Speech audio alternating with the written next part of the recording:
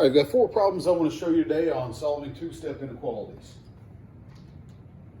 So these are just like solving equations, except for now we've got a different sign somewhere in between both the two sides.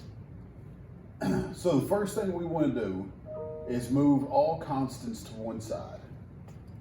So I'm going to get rid of my 9 by adding 9. That goes to 0, leaving me with 2x is greater than or equal to 9 plus 3, which is 12. Divide both sides by 2, and we're going to end up getting x is greater than or equal to 6. So once again, if you're going to graph this thing on a number line, we've got a number line going here.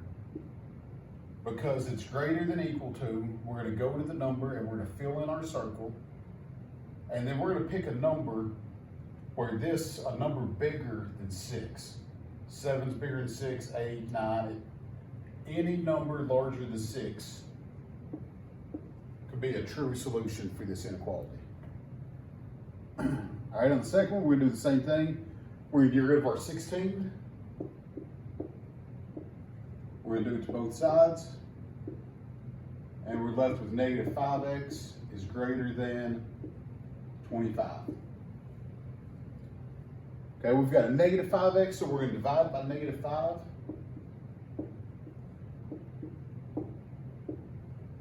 Now remember, when we multiply or divide by negative, we've got to flip our sign. So it was x is greater than, now it's x is less than negative 5. Okay, if we were going to graph this one, it's not equal to, it's just less than. Let me switch those around.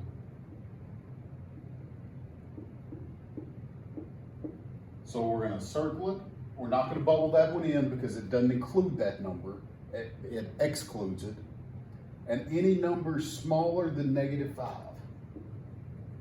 So we're going to choose any number that direction. Could be a whole number, it could be decimal, anything left of negative 5. On the third one, we've got x plus 14 divided by 10. Now notice up here, I moved my constants first. Over here, it's like this is in parentheses. Okay, so we can't do anything with that at one time or at the same time. So I need to get rid of this 10 first. Since it's dividing by 10, we're going to multiply by 10, and they're going to cancel. Multiply our other side by 10, and we're left with x plus 14 is greater than or equal to 20. Subtract 14 from both sides, and we get x is greater than or equal to 6. Okay, now notice the way this one was set up as opposed to this one. The x and the 10 are not over 3. In this one, the x and the 14 were over 10. Both of them were over 10, so I multiplied first. In this problem, because they're not both over 3, I'm going to move my constant first.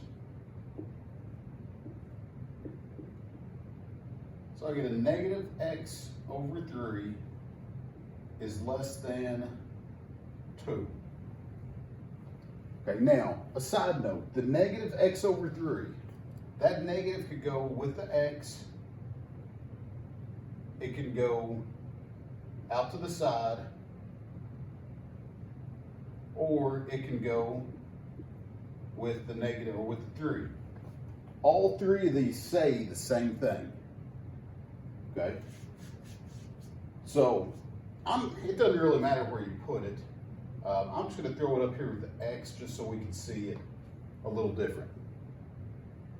All right, to get rid of the divided by 3, I need to multiply by 3. And those two are going to cancel. So I'm left with a negative x is less than 6. And now I've got a negative, so I need to multiply by a negative 1 to get rid of it. Or the way I think about it, just change your sign, because that's multiplying by negative 1. Change your sign is like multiplying by -1. But when I change both signs, I've got to flip the less than to greater than, because I multiplied or divided by -1.